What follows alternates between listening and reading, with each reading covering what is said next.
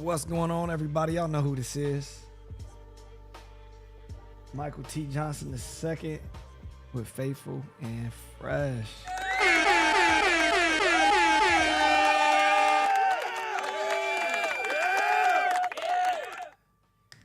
Now, if y'all new here, y'all need to make sure that y'all get into my inner circle, which is none other than the Faithful Few Patreon. Hit the wrong one.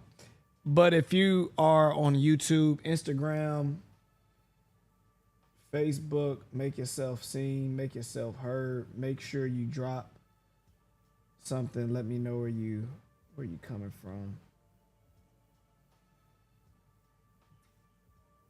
Trying to work this out where I can put my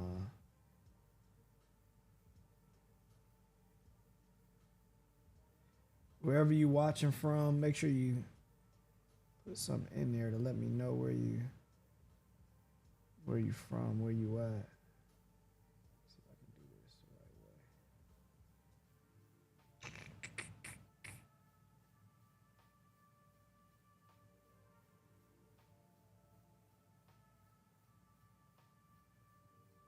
I can't remember how I did this.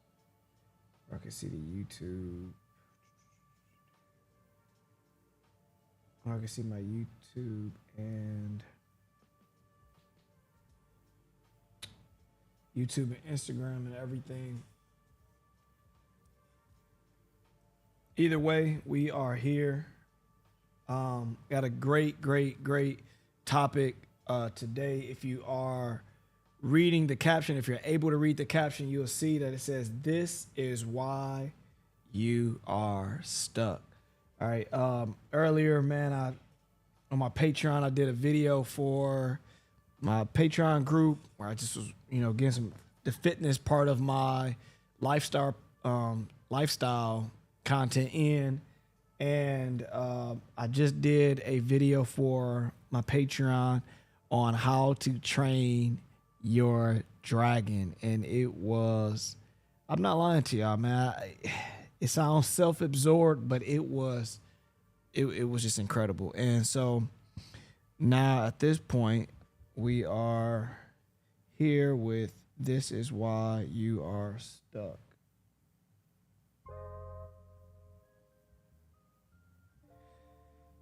All right. So before we get started, oh my goodness. As a quick, up-to-date thing, we got the fragrance of the day, which is from the House of Creed, Millesime Imperial,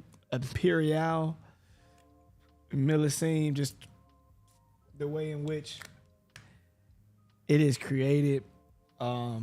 Nice, beautiful smell. It's not for those that are just trying to get into niche fragrances. Why do I say that? Because a lot of guys, when they start spending more money, they want, quote unquote, what they think is the most masculine, sexiest smell. So, and if you catch them at a department store, they're going to buy Dior Sauvage or, maybe Chanel Blue or something like that. But Millesime Imperial is a fragrance that is well put together, but not the most, I guess I could say, the most masculine fragrance. Like when you smell Creed Aventus, you kind of like, okay, it's very easy to like. It makes you kind of feel manly. This fragrance is a fragrance that you need to put on if you're secure in yourself. It's going to smell good. It doesn't smell feminine. It's just not the most darkest, ambers and ouds and things of that sort. So check it out. If you got some money laying around, Creed, Millesime Imperial. No link or anything, just a well put together fragrance. I got this Jasmine and Santal fragrance candle.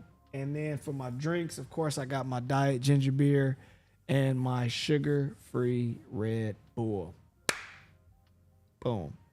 Whether you're from my Facebook, YouTube, or from my Instagram, let me know where you're from, because it is a little bit more difficult for me to see where you at, where you at. So let me see. All right, so this is why you are stuck. This is why you are stuck. The truth is, we first got to identify if you are stuck. Most people are. Most people are stuck. They don't realize it. They hate to admit it, but most people are stuck. You can look at the statistics on how much money people have in a savings account, in a checking account, in a retirement. Yeah, people are not doing as good as what you think. Trust me. I got a Patreon that's $10 a month, and let me tell you, there are a lot of people that reject it. It's some people that get it. Maybe something happens with their card. I digress. But there are people that are not doing as good as what you think they are doing, and they are stuck, and they're hating to ask for help. They're hating to ask for help. And so what they will rather do is to be stuck, and hopefully along the way they find something that helps them to get unstuck. So for all those people that are cheap, broke, fat, unmarried, baby mamas, baby dads, you get the rest of all the stuff, addicts, this is a video for you, as although I would have loved to hear this when I was stuck. Let me pour up real quick and let's get to it. I drink a half a cup of this and I'm going straight to the Red Bull. So, let's be honest. Every time that we are stuck, it's not entirely our fault. All right. Sometimes you might have somebody that passed away in your life. All right. You never thought that you was going to grieve the way that you did. You never thought that depression was happening the way that you thought it was. You never thought that, you were going to end up having this thing happen to your car, this bill happen. You never thought that your car was going to break down the way that it did. You never thought that, children were going to get sick. You never thought your spouse was never going to die. You never thought that you never was going to lose your job. Whatever the thing is, there's some uncontrollables. And because of that, that has been something that maybe caught you at the mindset of this is the last straw. All right. And then that has put you in a rut. Maybe you went through a divorce. Maybe you went through, starting a business and it didn't go the way that you thought. Whatever the thing is, there are some times where there are some uncontrollables that have now taken control over our lives. And at this point, we hate to admit it, but has got us to the place where we're stuck. All right, so I can get that. Plant life. I'm looking. I gotta make this a little bit more green. There we go. I like that. All right, so we gotta first understand that there is a part of where we are making sure that we identify that there is a part to our stuckness that is not necessarily 100% our fault. The cause of it, let me put it that way. But there's another part. There's another part when we choose the lifestyle of being stuck. It is our fault. All right. And so we have to identify, self-assess, and say, am I the contributing factor to my lifestyle of being stuck? And the reality is we are. But let's get into it. So sometimes when we get stuck, or a lot of times, we say it like this, what ends up happening is we get stuck because of fear. All right. We get stuck because of fear. And what happens is that this fear paralyzes us from trying to live again, or just, I don't even say trying, just living again. At this point, what ends up happening is that fear starts to project, or anxiety starts to project a certain type of situation, a certain type of outcome that now at this point says, why not just stay stuck? Why not just stay stuck? All right. And so now at this point, an anxiety of an outcome that we don't want now starts to say, well, you know that if you go back into the dating field, this is going to happen. Don't you know that if you try to build up another business, these people are not going to support you, and this is going to happen, and then now you don't do it. Well, you know you tried to do a diet last year in January 1st, and then you fell off by January 3rd. And nevertheless, what ends up happening is that there is a mindset that now says, okay, let's not even try. Let's stay stuck. I figured out a way to get comfortable in this stuckness. I kind of don't want the public humiliation of being stuck, but I'm good right here. All right. So now it's these anxious thoughts. All right. And these anxious thoughts make us fear success. It makes us fear rejection. It gives us these perpetual thoughts of fear of isolation or separation. Because if we get unstuck, how dare I get unstuck when I got all these people that's in my household, in my neighborhood, in my community, in my church, around me at work, I get unstuck. What about them? All right. And then another part of it is just the reason why we stay stuck is because we have anxiety when it comes to actually being successful or being accepted. All right. And so what happens is that a lot of times throughout my life, other people's lives, what has happened is that we start to listen too much to the thoughts that actually keep us away from trying to be more, to do more, to have more. All right. So what we try to do is we try to hide. We play hide and go seek, y'all. We play hide and go seek with, let me see. We play hide and go seek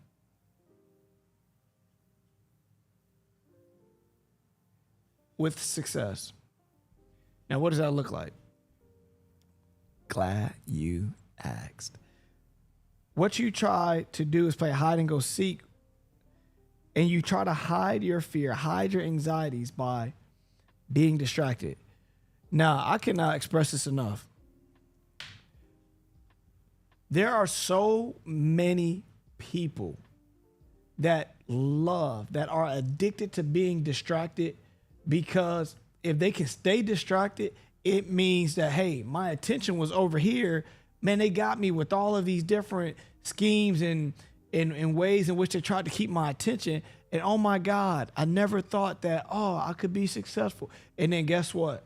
You done been distracted for a year, and then 2 years went by, now 3 years, now 5 years went by. You're like, what have I been doing?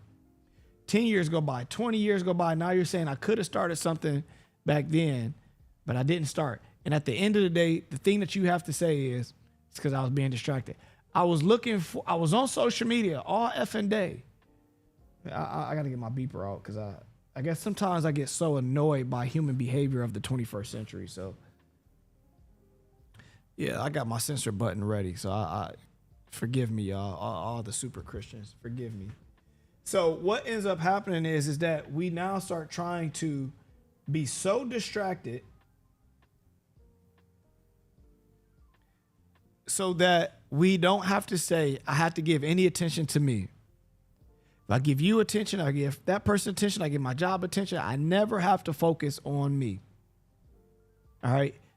This, at a very fundamental level, is the reason of why you are stuck. Because distractions are thieves. Distractions are thieves. Now, at this point right now in 2025, you're probably like, I don't get, how is it still in? I'm just watching a little YouTube. I'm just watching a little bit of the social media. I'm just watching a little bit of TV. I'm just binge watching my favorite show. How could this possibly hurt me? Because what you're not realizing is that your mindset is now at this point trying to hide your conscious, your awareness of saying, hey, don't you think that you should get back on your diet? Don't you think you could go to the gym right now? Don't you think that it'd be better for you to try and find your spouse outside of the house? Hey, don't you think that you should probably start reading some books? And you start thinking of all these things, and really at the end of the day, what happens is you're like, you know what? Tomorrow. You start doing what Pharaoh did to Moses, right? And then what ends up happening is that at this point, you've went and been distracted for so long that at this point now, when it's time to do work, now you got different excuses. You've been distracted for so long that now you're looking for new reasons on why not to start. Like, good evening, Mrs. Johnson.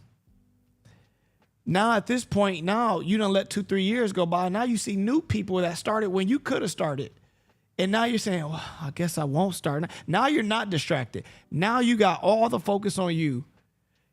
And guess what? You still won't do it.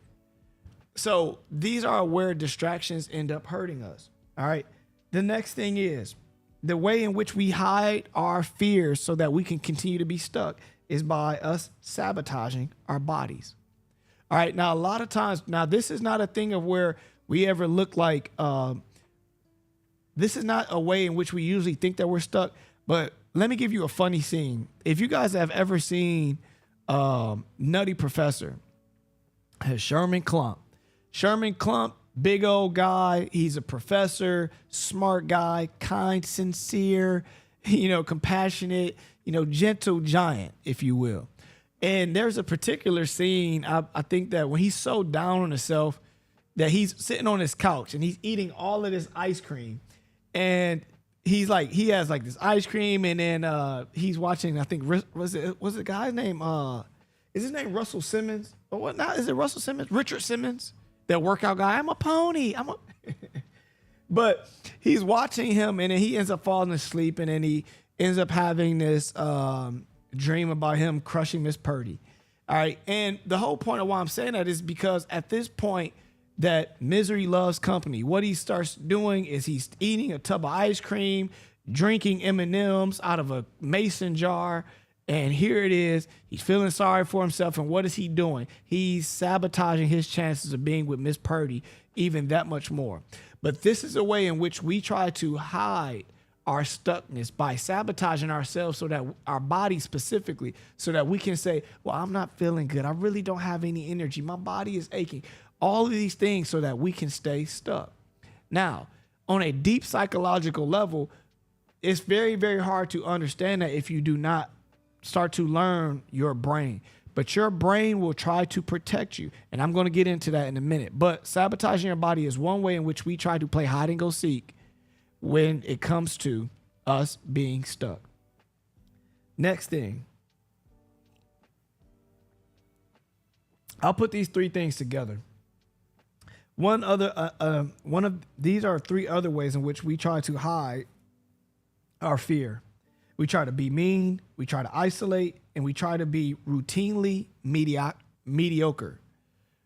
We try to routinely be mediocre, we isolate, and we end up being snappy or being mean to people at work, to our friends, to people at our homes. And what happens is that this is a way in which, like, what's the saying? The saying is hurt people, right? Hurt people. And what happens is that these people are, what they don't realize is they're tearing up their credibility with themselves. And most of us don't care about that. Most of us will blow our credit, and then we'll blow our credibility with ourselves. We'll blow up our real credit, like in the financial world, and then we also blow up our credibility with ourselves. All right. And what happens is that as we continue to hide, what happens is let's just say, for instance, you're afraid of rejection. Well, so you don't date. You don't go for the guys. You don't go up and talk to the girl.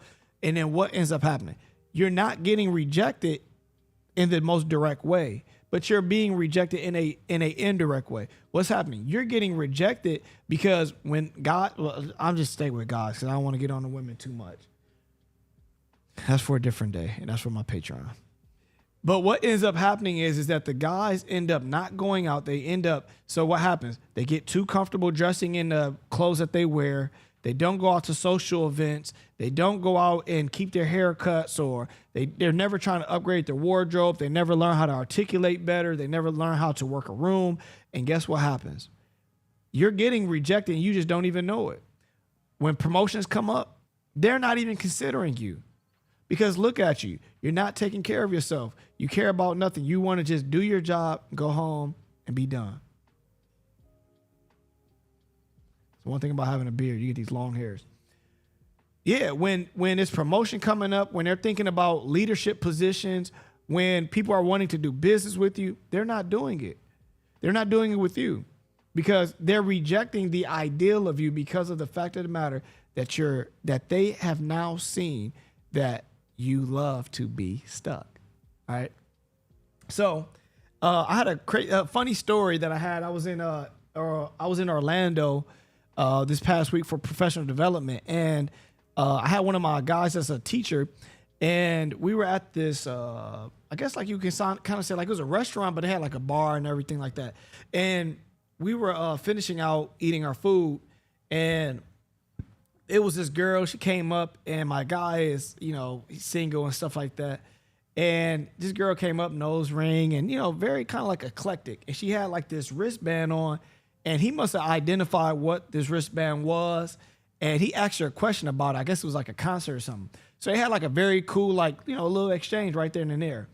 And so, so when she leaves off, I'm like, yo, like, bro, like, there you go right there, man. That's a cool girl, man. You should get at her. So he's kind of like, oh, yeah. So we leave out, and as we're walking out, he's looking for her. And she was working the bar, and what ends up happening, he's looking for her, and he's like, and now the whole restaurant is pretty much empty. And what ends up happening is he says, I said, man, you looking for your girl? He's like, oh, man, I just didn't want her to be in here all by herself. Like, whatever. So I'm like, all right, bet. So I'm like, man, go talk to her, man. Why don't you should go look for her and talk to her? He's like, nah, man. So we walking out, and I'm like, yo, like, bro, you should say something to her. He's like, nah, man. I'm like, dude, like, you're in Orlando, you single, bro, go ahead and do your thing. He's like, nah, man. And so I was like, listen, man. The win is in you just talking to her. The win is you knowing that you didn't want to, and you still went and did it. I was like, bro, you a hunter. And I'm like empowering him and giving him all this stuff. I'm like, bro, you a hunter, bro. You got your gun. Go ahead and go hunt. And so he goes back in there. And so as I'm sitting down, there's other staff members that's around, and it's more women than men in our staff that went to this professional development. And what they end up saying is like, is it really just that hard to go and talk? It's not that, it shouldn't be that hard. Why are y'all so scared? And so I start articulating why most men have such a issue with being so direct and talking to a girl. And so I was giving them these different type of instances, and I'm like, yo, you ever had this situation and you feel nervous about this? And it was like, yeah. And like, let's just say like an interview. Say, have you ever been nervous about going into an interview and you know that you're going to ask you X, Y, and Z questions? And they're like, yeah. And I'm like, imagine that, but like times 5. And imagine you having to be vulnerable and let somebody know that you actually find them interesting, and so forth and so on. And I'm like, this is a very vulnerable situation. You can say the right thing, but you might have the wrong body language. You might have the right body language, but you're saying the wrong stuff. You might have the right script, the right body language, but your eye contact is off. Or maybe your tone of voice is off. Like, if you go talk to a girl, and you got the right body posture, but you kind of talking like this. Hey, I find you very interesting. Would you like to call me and go out for coffee? At that point, let me just be honest with you. You're probably not getting the girl. But the whole point of why I'm saying this is at this point is that the process in which he was thinking about the situation, he was stuck being single. Guess what happens? We get done as we're talking. Man, this dude walks out with this Man, I don't know if you ever seen, what's his name, Huggy Bear off of I'm Gonna Get You Sucking. He was like, when he got out, he was walking all cool and he had the fish in his. Y'all gotta watch that movie. I haven't seen it, but man, he's walking out with this amazing stride, and we're sitting down. He's like, "Hey, y'all, come on, I got me a date I got a date tomorrow," and I'm like, "Bro, you got her?" And he's like, "Yeah, yeah." He's playing all cool. I'm like, "Bro, that's what I'm talking about," and I'm just pumping him up, and I'm like, "Bro, what did you say?" And we talking. And the whole point of it was the way that he came out was so different than the way that he went in. And that was a part of him just saying, let me just go ahead and just try. Let me go ahead and try. And that's what brings me to this point. A lot of times it's the start that stops. A lot of times it's the start that stops you. A lot of times in our lives, what happens is that we're thinking of a thing that we want to do. We want to scale our business. We want to go after promotion. Maybe we want to go and get a relationship. Maybe we're thinking about being a parent. Maybe we're ready to, invest some money into something. Maybe you're ready to get the Faithful Few, the Faithful Few Patreon. I don't know. I'm just saying. I don't know. But in this case, whatever the thing is usually that the start stops you. You ever had a time in where you're like, I know I need to clean my car. Like when I was a kid, my mom said, you need to clean your room. I used to dread the thought of cleaning my room, made me never want to start doing it. All right. Usually, and for all of us, the start of something makes us stop. You're thinking about, hey, you know what? Me and my wife been talking today. Like I went walking, she went walking. And when you're taking care of your body, man, the ideal of it at certain points feels so good. Oh my God, I'm gonna get in shape. I'm gonna diet. I'm gonna do this. I'm gonna drink juices. I'm gonna go ahead and do this. And then as soon as it's time for you to work out, you're like, oh my God. Yeah, I probably could just start tomorrow. Oh, it's okay. It's not the perfect weather. It's too hot, or now it's raining, or now it's not 81 degrees because that's really my sweet spot when I work. Okay, the gym, their sauna's broke. That's really whatever the thing is. And at this point, the start stops. The start stops. All right. And so we got to identify why this happens. All right. Why does this happen? Been on here for 31 minutes. Let me start chopping through. The reason why this happens is because of associations. All right, the reason why the thought of a start stops us from even the thought of a start stops us. The reason why is because of an association. All right, association. What does that mean? That means that you have in past experience that now has created a situation that you have now experienced, and at this point, you can't let go of that association. So last time I worked out, I had a trainer and they pushed me so hard. And then that's the reason why you don't want to start working out again. Or that's why you stopped. And then now that's what hurts you from moving forward. Is because the association. You know what? I want to get back into the dating field, the dating field or the dating pool, but your last relationship didn't end the way that you wanted. Hey, you know what? I probably need to go back out there and maybe start my other business, but you know what happened with my last one? And then guess what? The trauma of previous situations have now left a bad taste in your mouth. And now at this point, you're now saying, it ain't no point in starting. So let me give you like a very transparent association. So maybe it had to be probably maybe about 2 weeks ago. And I was at the shop, and my wife came to my shop, and she brought my daughters. And I had just got done cutting hair, and I was just at that point starting to kind of decompress a little bit. And my wife brought my kids, and it was unannounced, but it wasn't the biggest thing. But my mindset wasn't ready all the way to just say like, hey, I'm just about to have my kids. I got some expensive stuff around here. And, they rip and run and they touch stuff. And at that point, I started getting kind of like frustrated. Like, all right, like, okay, now it's time for y'all to go. Like, all right, I'm good. Like, I haven't really like charged up my battery yet.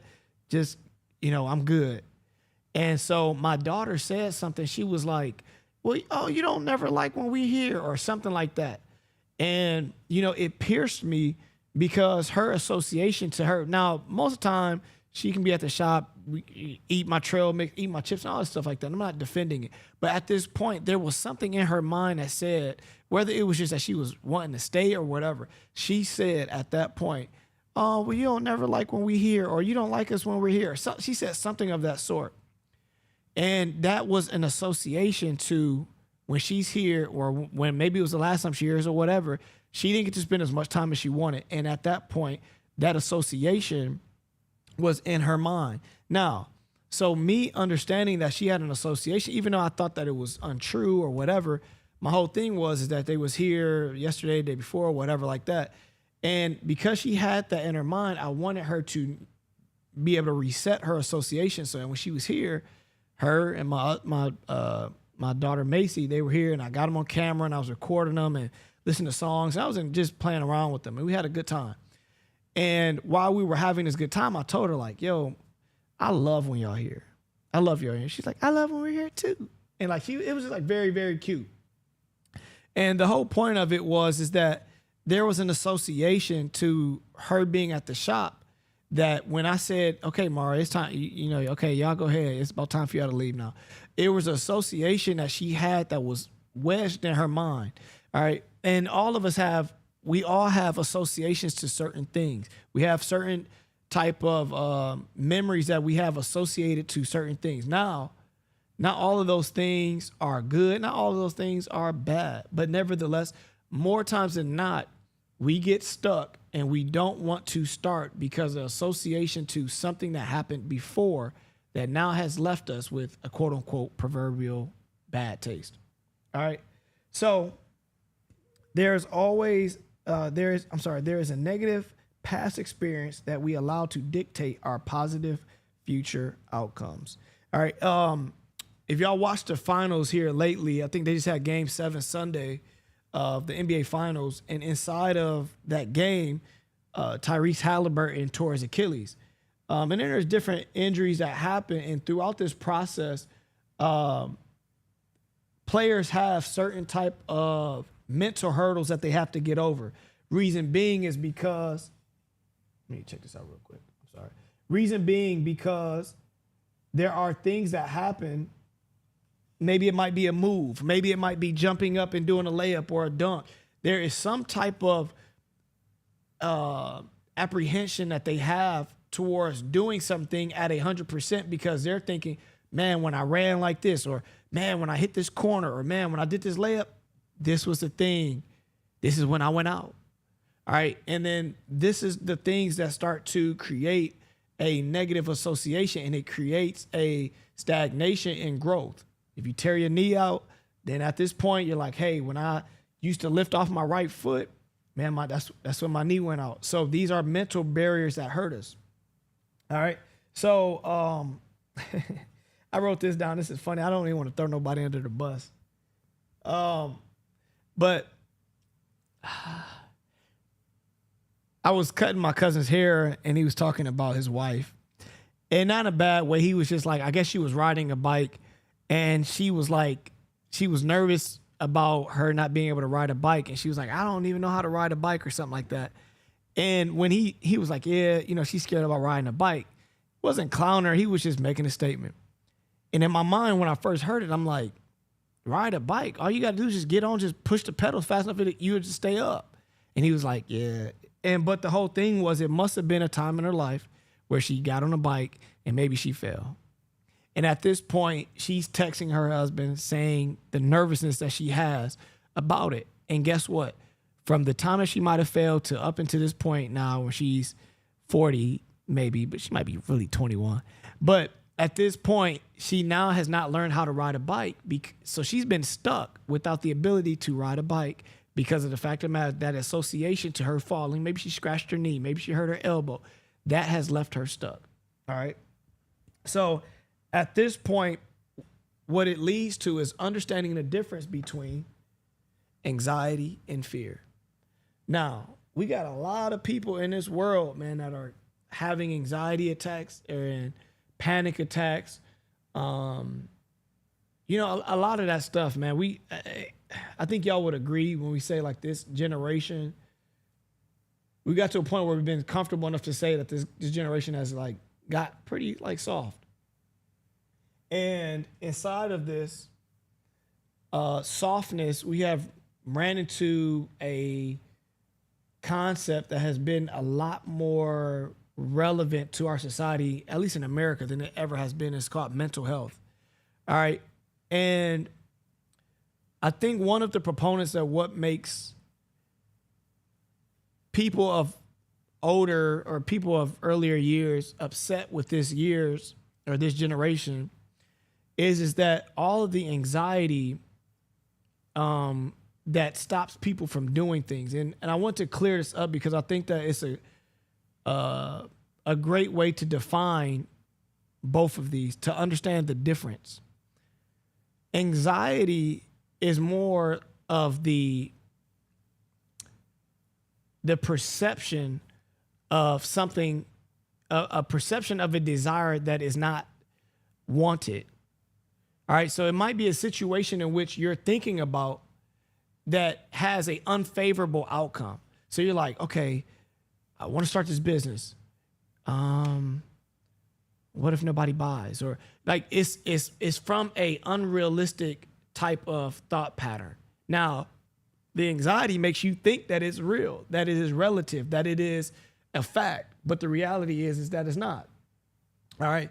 The anxiety about going on a date, the anxiety about going into this business meeting, the anxiety about speaking in front of people, whatever it is, it creates a projection of an alternate reality. All right.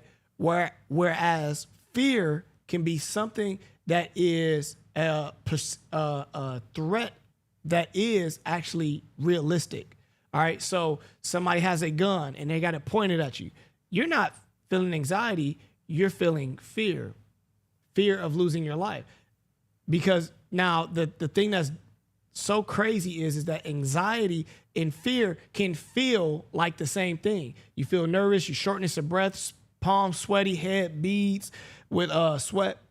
It can feel the same thing. So a lot of times when some of us feel anxiety, we're starting to say that we're fearful of something. Or sometimes when we're fearful of something when it's really anxiety, if that makes sense. I think hopefully I said it the right way. So what ends up happening is that when we get nervous, like for guys to talk to a girl, you might think that you're afraid to talk to a girl. No, you're not. Your anxiety is making you think that there's going to be an outcome that is undesirable to you.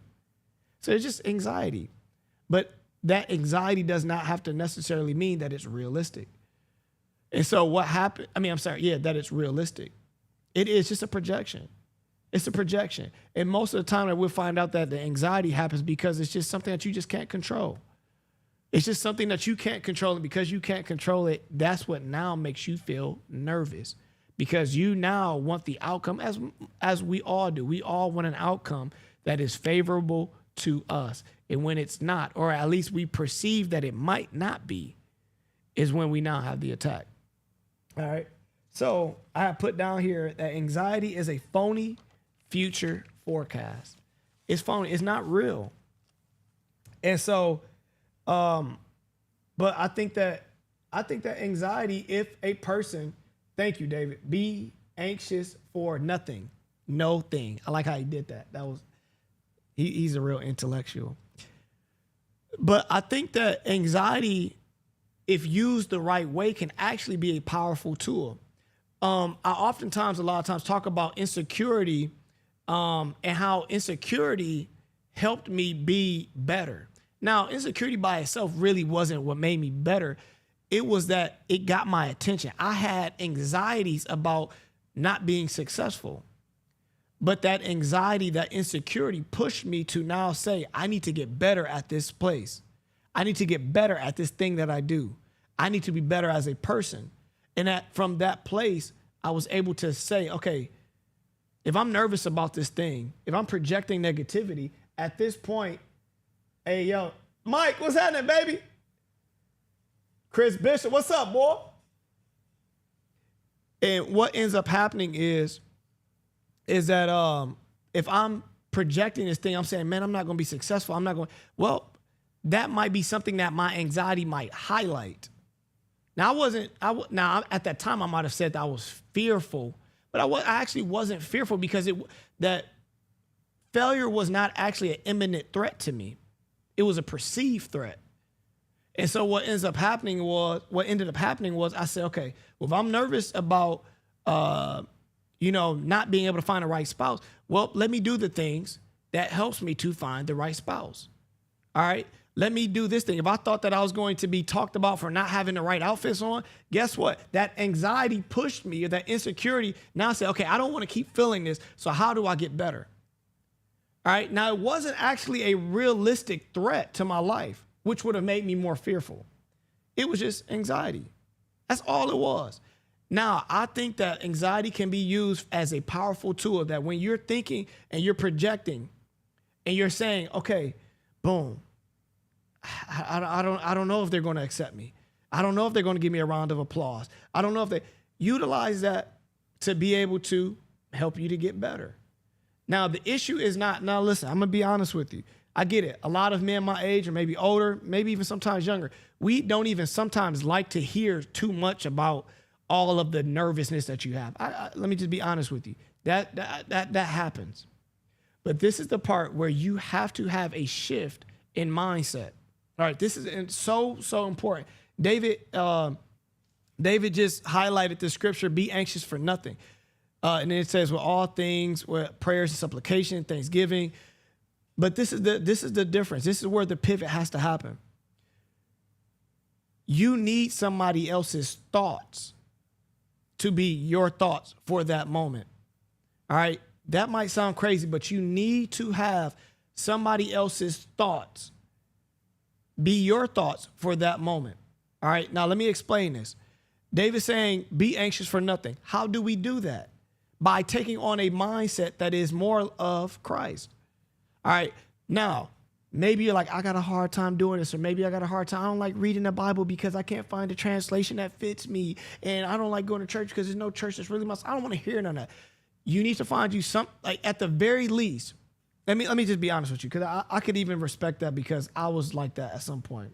So let me not be one of those. Let me give you a real perspective that changed my life. While I was thinking about these things that made me, now I don't say made me, it surfaced anxieties. Throughout that time while I was thinking this thing, what I had to do is listen to somebody that wasn't thinking about me the same thing I thought about me. I had to listen to my grandfather. My grandfather would always tell me, son, you're a Johnson. Son, you're going to be one of the rich ones in the family. You're going to be able to do this. Son, you got great hair. You got this. And look at your smile. My grandfather would just plant these seeds. Son, you're going to be a barber. You're going to have a nice shop. He used to say all of these things, just planting these seeds. Then I found out he was telling all the grandsons that. No, I'm just playing. But I had to have faith in the faith that my grandfather had in me. All right. So even when I'm like, but Grandpa, you don't really know, like, I ain't got this. It didn't matter to him, because he's seen something better inside of me that I, at that point, wouldn't even allow myself to see. And so at this point, you got it, X. You got it.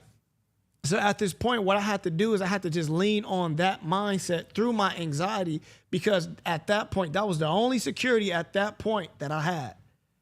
Because, yeah, I had the Bible, but I wasn't utilizing it. Yeah, I was going to church, but truth be told, I wasn't utilizing it. But what I could lean on was, man, my granddad was just crazy enough to be able to just, even if he was lying, it worked. Let me tell you, if he didn't mean a word that he was saying, he just was so creative with his gift of encouragement. It worked.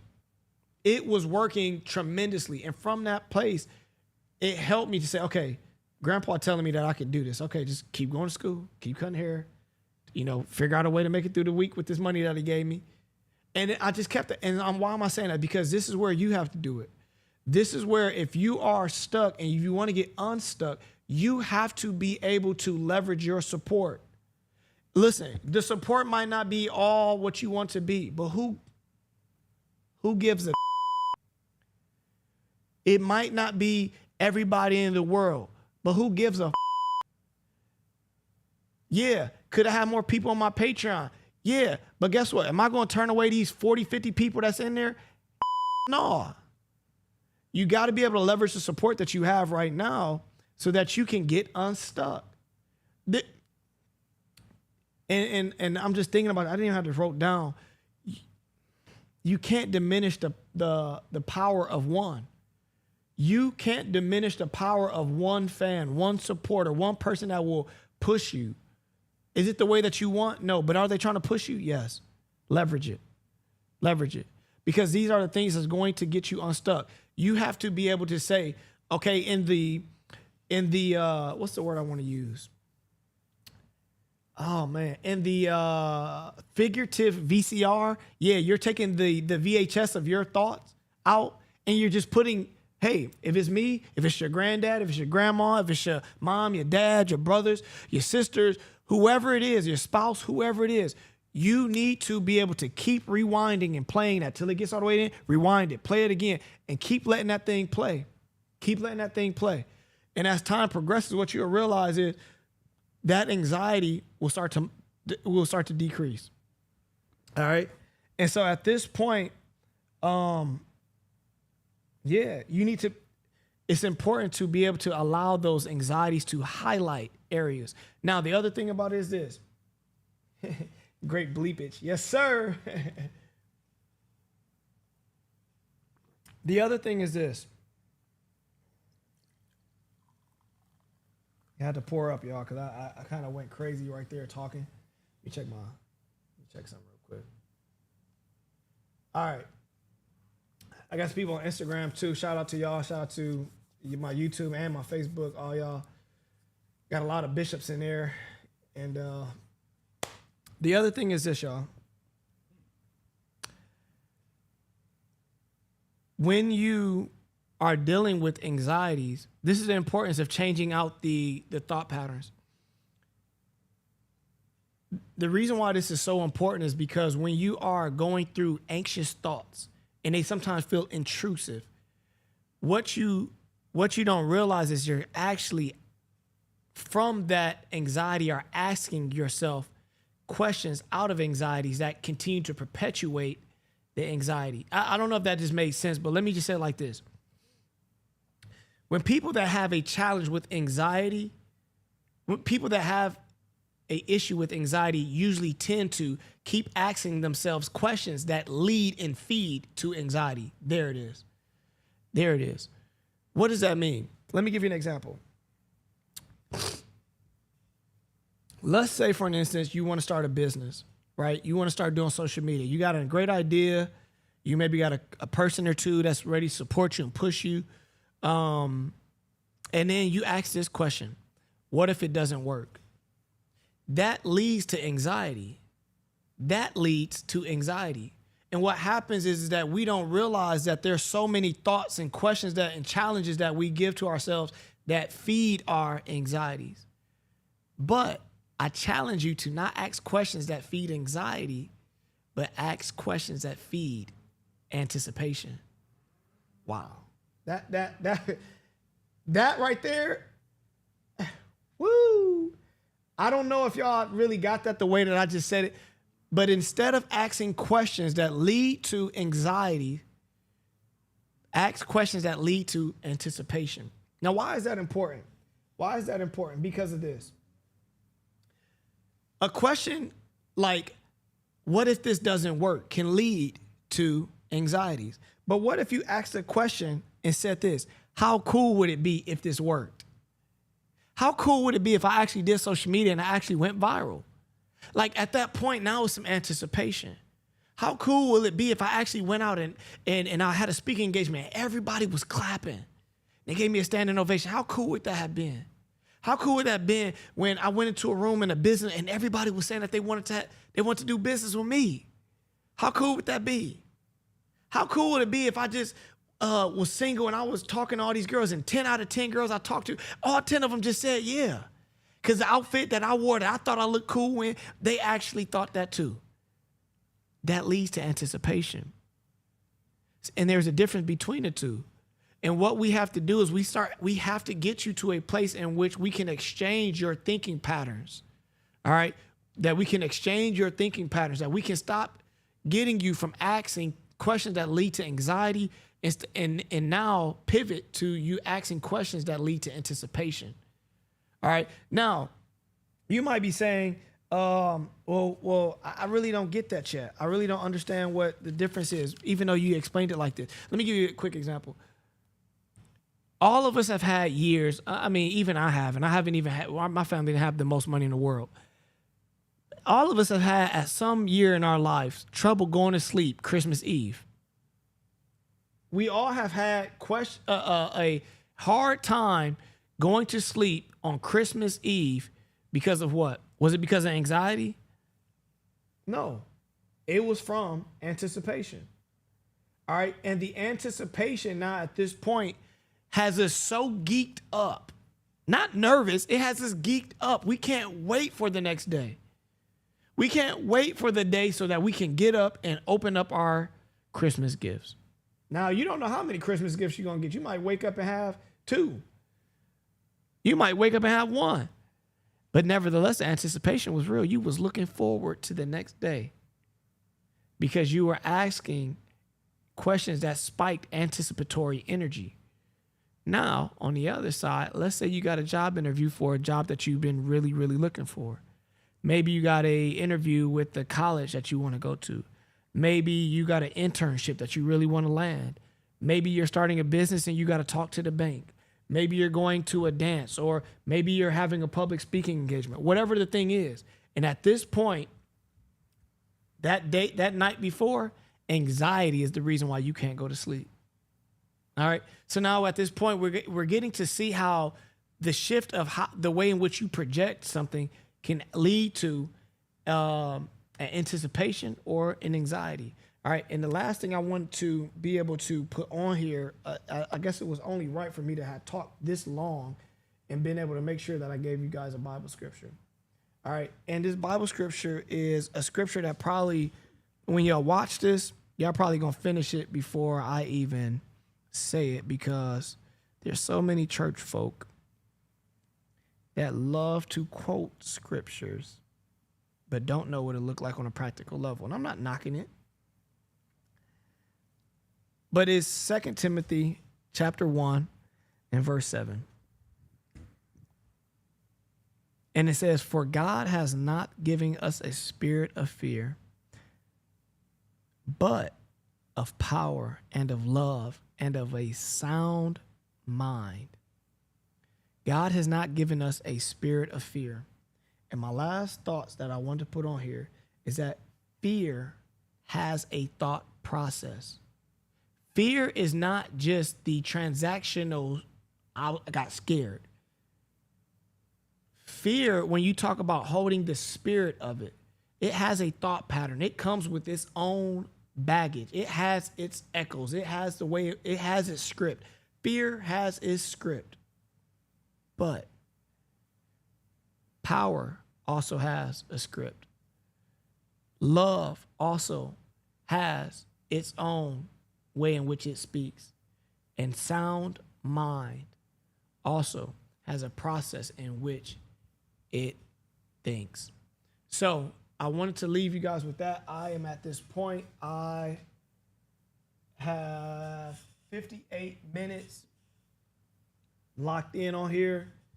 And I wanted to just share that because there are so many of us that are stuck. And we're stuck because our fears, our anxieties,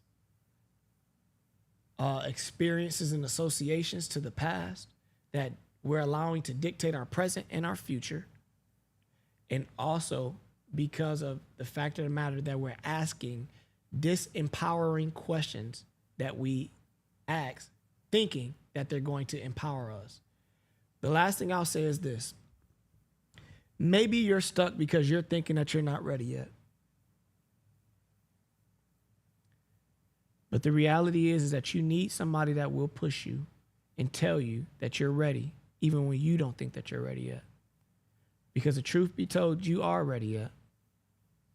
You are ready. You were born ready.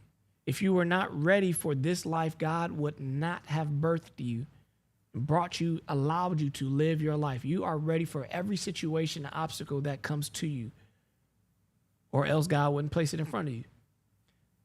But if you need help, if you need more people to push you, more of a support, more of a community, I urge you to not allow the echoing of anxiety to stop you from saying, I'm going to start.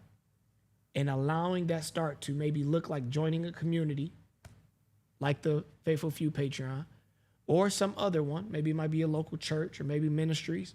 But whatever it is, don't let your start look like all the other ones. Get some accountability, get some people that can talk life and speak life into you, that understand scripture, that understand the importance of you executing on what it is that God has placed on your heart.